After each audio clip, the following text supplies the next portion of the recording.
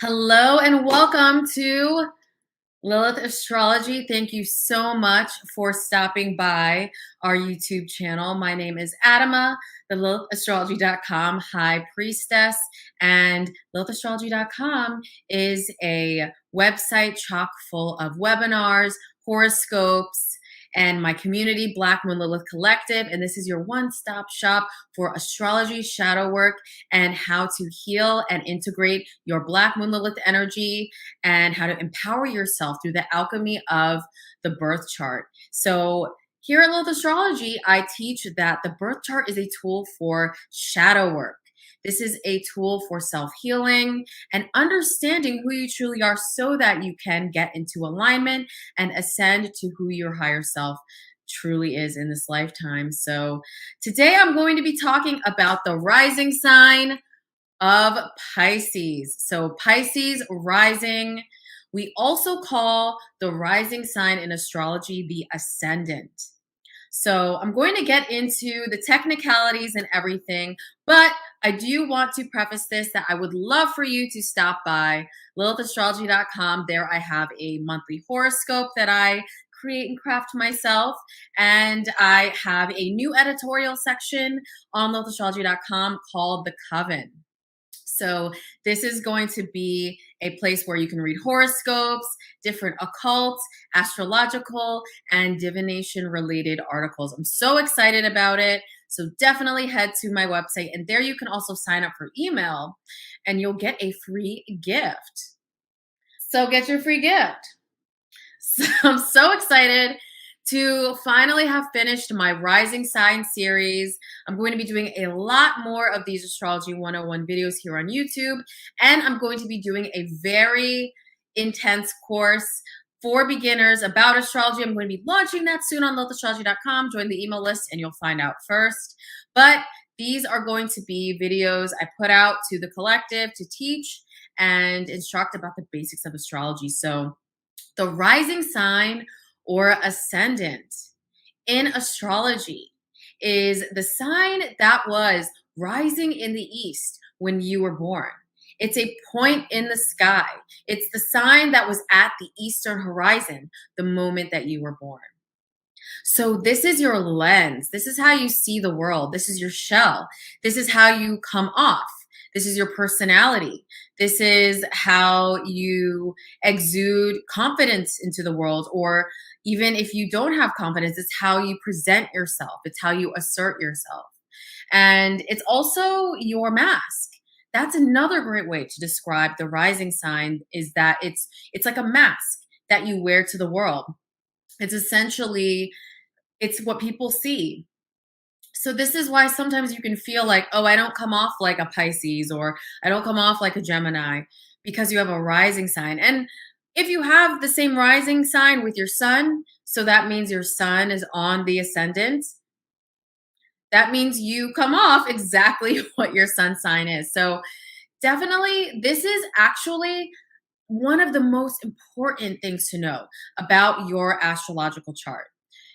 This is really, it makes so much sense, and you can only really know this if you have your exact rising time. Astrologers can do what is called a chart rectification. I've done them in the past, and basically it's how we basically clue into events in the life, correlate them to aspects in the chart, progressions, transits, all of that. So that can be done, but it's so important to have your birth time. So you need your birth time to know your rising sign, your exact rising sign. And this tells you how you come off to other people and your personality. It's literally like looking at your reflection in the mirror. That's really what astrology is. I really want you all to understand that. So your rising sign is how you come off when you first enter a room, when you first start meeting people. It's how you come off to the outside world. And your friends and your family, though, get past your rising sign. So they see the inside of you eventually. So that will fall away. But the rising sign is that mask to people that you don't really know. So it's so important to know your rising sign. And this also creates the structure of the entire chart. So without the rising sign, it's challenging for an astrologer to know what area of life a transit's happening for you, a progression, a solar arc. Like it's challenging for us to do predictions or to know what's coming up for you. So definitely when you can find your rising sign, you can even enter it into a birth chart calculator online. Astro.com, AstroDeans, some of those sites you can use to find out. But this is really important astrological information to know. And if you know your sun, moon, rising, it's basically like your big three. Your rising sign, your sun, and your moon are like the core. It's like the onion of your personality, and each is a layer. So your rising sign is the first layer that you have to get through.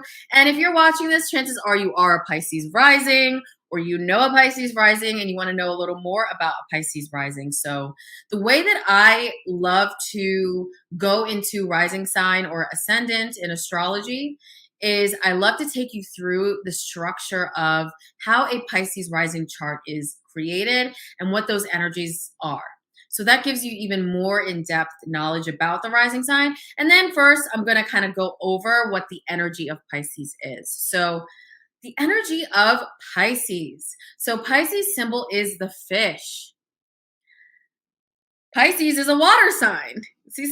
We'll see some correlations here. Fish swim in the sea. Fish swim in the sea, and we can't describe what's down there. Like we don't know what's under the sea. We don't know what's lurking in the cracks and crevices, the true underbelly of the ocean. And that's Pisces energy. So you are an emotional sign. You are one of the most intuitive signs. I say, along with the other water signs like Scorpio and Cancer, you are the most intuitive, empathetic to others' needs. And of course, this all depends on your chart. This is the general essence of Pisces. And on the shadow side of Pisces, and Pisces rising energy can be the energy of self-sacrifice, maybe especially in early childhood, where your rising sign can really show itself. It can describe how your early childhood was because this is your first entrance into the world, right? You may have experienced maybe parents who worked in the healthcare industry or in the service industry, or mother was a healer, or there was some way that this type of energy was the archetype in your household. Maybe your mother was self-sacrificial or your father was. So that may have imprinted some of that energy into your life and into your world. Some of you can place importance on other people and not take care of yourself. So sometimes Pisces can be a bit self-sacrificial, but on a high vibrational end, this is a spiritual sign. Pisces energy rules over spirituality. It's the last stop on the zodiacal wheel, because after we lived life, after we have gained wisdom and we've gone through all the cycles of life, which is essentially what the zodiac is, you move into Pisces, you move off into the unknown, you move off into the spiritual realm. Like, we don't know what happens when we die. Like, not to be morbid or anything, but we all don't know collectively, generally. I mean, channelers and psychics and all that, yeah. But we all really don't know. So that's the energy of Pisces, and that correlates to the ocean, where it's like, you think you know the ocean. Like, we know archetypally what an ocean is in our mind. Hopefully we've all been to the beach. If not, definitely check it out. But you've seen the ocean.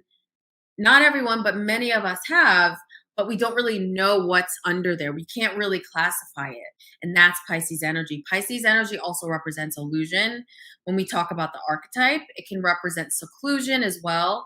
That's why things like hospitals and nursing and even prisons, these things are in the energy of Pisces, because they are a secluded, it's a very secluded place. Like, not many people know that same experience, and you're alone.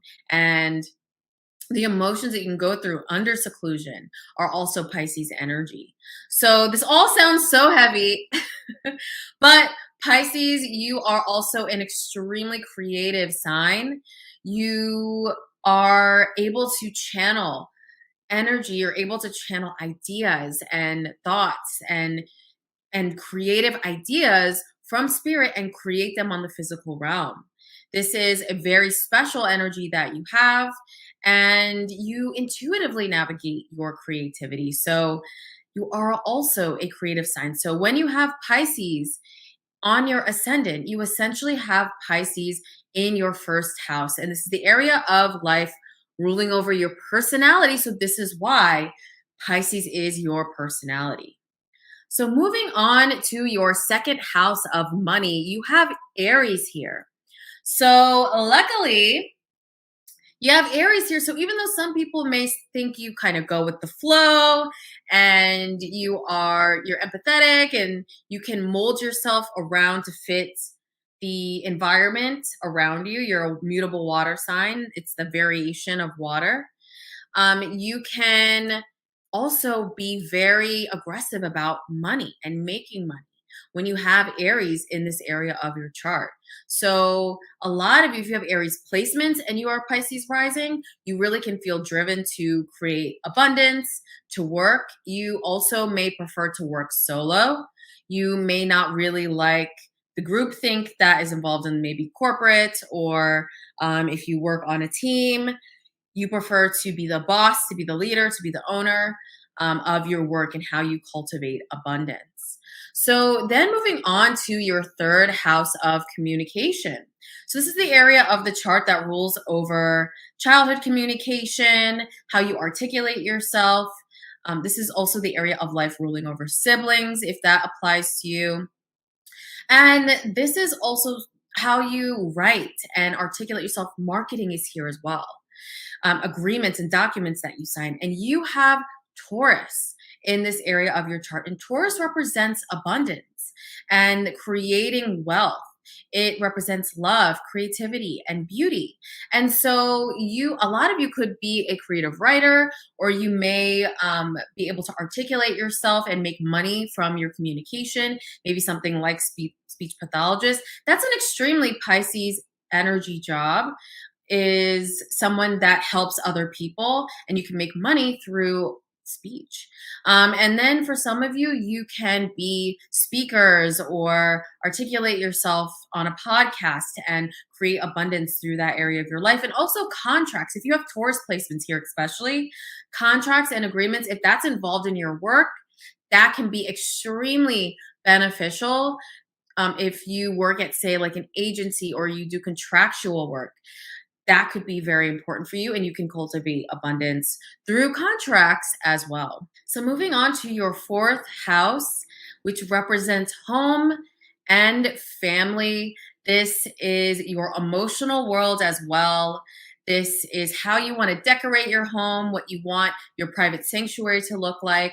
This also can describe energy of the father. Some astrologers could read the fourth house as the mother as well. I tend to lean more towards the father with this. So the paternal side of the family, the energy describing it. And this could be describing the home when you were young, when you were a child. And Gemini energy is social energy. This is bouncing around. This is talking, discussing, communicating. And when you have Gemini energy in your fourth house, it can bring an energy of busyness. So a lot of you, when you were a child, you may have had a busy household or had been shuttled around from place to place, maybe a lot of siblings and a lot of energy within the house. And some of you could even write professionally and work from home as well. That type of energy can manifest when you have Gemini in the fourth house. Moving on to your fifth house. And this is the area of life that is about fertility, creativity. This is children is in this area of life. Things like investments, speculative investments, stocks. This is things like your self-expression, creativity, how you like artistry, how you articulate yourself. And this is representing creation. Art is here as well. And this is an area of fun, and romance is here as well. And you have the sign of Cancer. So Cancer energy can really trigger that with you. And that's why we have the synergy between the water signs with Pisces And Cancer, you got that trine going on because Cancer is in a enjoyable house for you. So you tend to love that nurturing energy. And when you were a child, you truly love that nurturing energy. If that was something that you went without, that can definitely create internal resistance in your life and is something to heal. But maternal energy is something that is near and dear to your heart. Maybe a lot of you are close with your mother. And then a lot of you can do childcare as well for your work or what you do for a living. If you have Cancer placements here, especially child care teaching, leading children could be very fun for you. Cancer in this area of life can rule over things like if you write a children's book or if you do something related to children or helping children, investing in a business that relates to children, that also can manifest when you have placements in Cancer. But Cancer here can give an affinity towards children with Pisces rising, affinity towards the mother. And this energy can also really, you guys really want to, you love familiarity. You love things that are familiar. You love things that remind you of like home. A lot of you, if you live away from where you grew up, a lot of you can want to go back and visit a lot because you can reconnect with your roots. So that also is really important to Pisces rising. And then Leo is in your work. So this is your sixth house of work that we are moving into. And this is the area of tasks, how you get things done, colleagues, office life, work life. This is also health and your routine, how you're eating, your digestive system, how you're taking care of yourself, your wellness. So Leo is here for you guys. And so a lot of you need fun and creativity when it comes to the mundane daily life. A lot of you need to be able to do something like perform or do something artistic or creative. Even if you do something that's technically boring, you need to have something on the side where you can really thrive. This also is an indicator that a lot of Pisces rising can really love working with children and having that interaction with children. And this also is someone who really needs fun in their day-to-day life. So even though you come off cool and calm like a water sign Pisces rising, you really do need fun and joy in your everyday life. And in terms of working out too, because the sixth house can indicate how you like to work out, a lot of you really want to do something fun. So whether it's dance or if it's Zumba or whatever can be fun, that also is a great way to take care of your health. And same with your diet. Like a lot of you want to have fun and do new things and have fun cooking with your diet as well. So then moving to your relationship house, and this is also your descendant. So your rising sign is also called the ascendant in astrology. On the opposite end of the spectrum, we have the descendant. The rising sign that's ascending, what's descending is a sign opposite from that. So you've got Virgo there. So just because, and I think this is a myth that a lot of people believe, that they think that the seventh house or seventh place or the descendant is literally the sign of the marriage partner. Like your partner is going to be that exact sign, and that is not the case. So I want to say that first off the bat, but your descendant is your partner. It describes the partnerships that you gravitate towards. It describes what aligns with you. It describes what you need from someone in a partnership. And it can describe the energy of the partnerships long term that you have in your life. So this is not marriage. This is like partner, girlfriend, boyfriend, however you want to call it, where it's not official marriage or commingling. This is that area of life. This also represents contracts, and this represents agreements and business partnerships as well. So these are the type of people that you can mesh with, and you have Virgo here. So yes, Virgos can be a good match for a Pisces rising. There's that. But someone can be an Aries, but yet have a Virgo moon or a Virgo ascendant, and they attract you. So the person can have Virgo energy prominent in their chart, or they can exude qualities of Virgo. So they may be a completely different sign, but the way that they are as a person, it exudes qualities of a Virgo or Virgo situations or that energy will, that archetype will play itself out in a relationship. So Virgo is an energy of earth. So you are water. And when you have someone opposite your element, it really creates more synergy. And you prefer a grounded, stable, analytical partner because you're the gypsy wild child, Pisces. Pisces is not an energy that's about structure at all. It's mutable water. Mutable means it's variation. It moves, it changes. It's not fixed. And Virgo energy is also mutable, but it's earth. So that earth can mix with the water and start to create and start to stabilize more. So you need stability in your partnership. You really need someone with that logic and that discernment to really offset what you have to bring to the relationship. So Virgo energy, you could attract a Virgo, but this is the type of partner, the type of energy that you attract, and this is your opposite sign. So moving on to the 8th house, this is the area of your life that is about marriage, joint investments. This is about things that are hidden. This is sex. This is sexuality, death, transformation. This also rolls over things like inheritances and loans, mortgages. So you have Libra here. So what Libra energy is all about balance, peace, and harmony. So you can experience those things in those areas of life. Some of you could receive money from your marriage partner. That's one way that you manifest material for yourself. Some of you could work in those related things. So you could be a mortgage broker or a realtor, or you can be an investment banker. That's another way that this can manifest with having Libra in the 8th house. And some of you could have some challenges surrounding marriage. Sometimes when you have Libra here in the 8th house, it can really shine a spotlight on your relationship tendencies and how the balance between you and the other person is. So that also can manifest with a Libra 8th house. So moving on to the 9th house, this is the area of international travel. This is learning. This is somebody who loves to learn when you have 9th house placements. And this is expansion through experience. Spirituality is here, visions, prophets, and you have Scorpio here. So this is what makes you extremely intuitive, Pisces.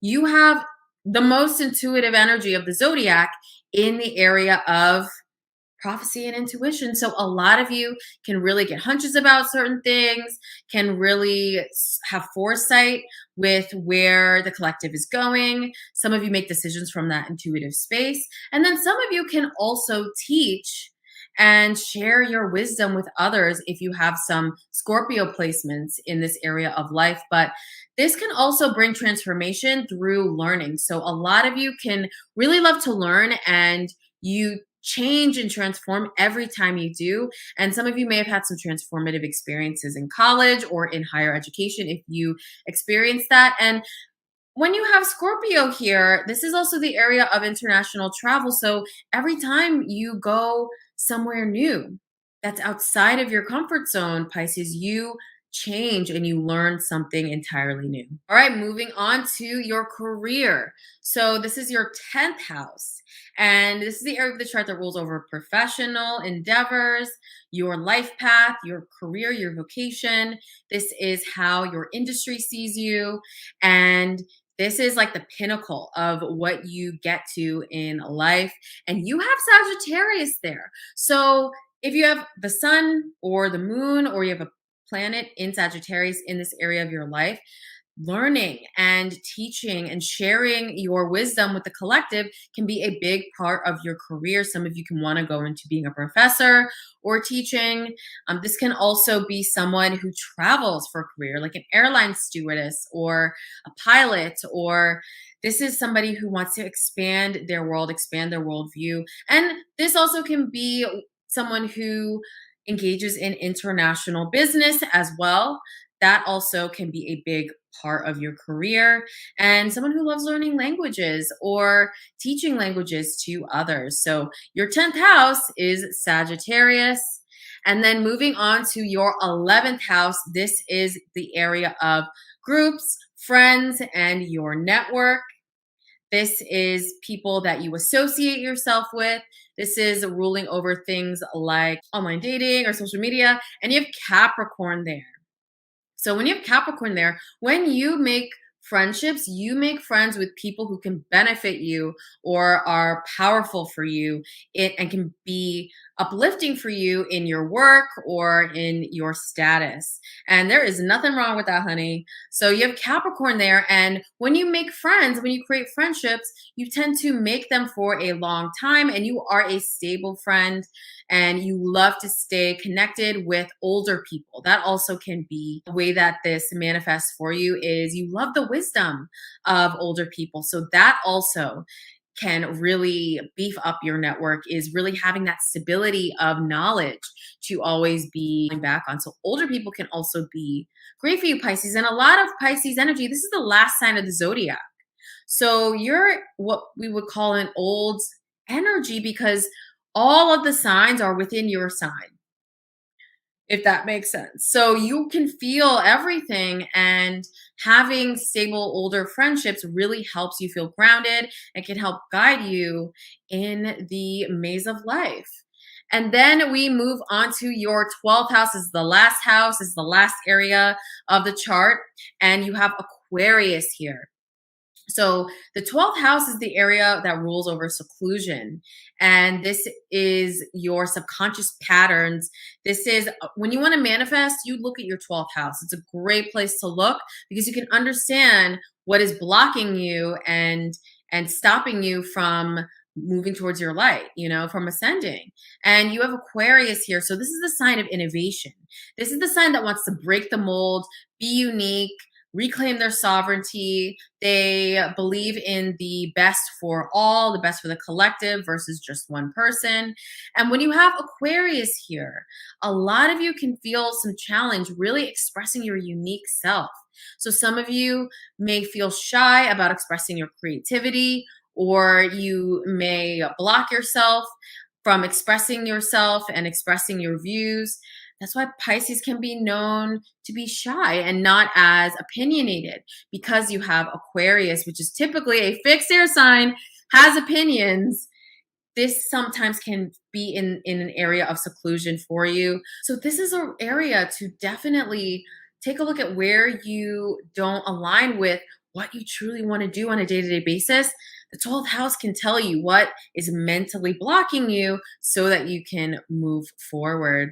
So that is Pisces rising and the end of my rising series. Check out all of the rising series. I did all of the signs. That is up now on the channel. I also encourage you to follow me on social media, and please, please, please leave a comment. It helps the algorithm. Like this video, click the bell. It really helps the algorithm. Make sure that you subscribed, and I will see you on the next video. Bye.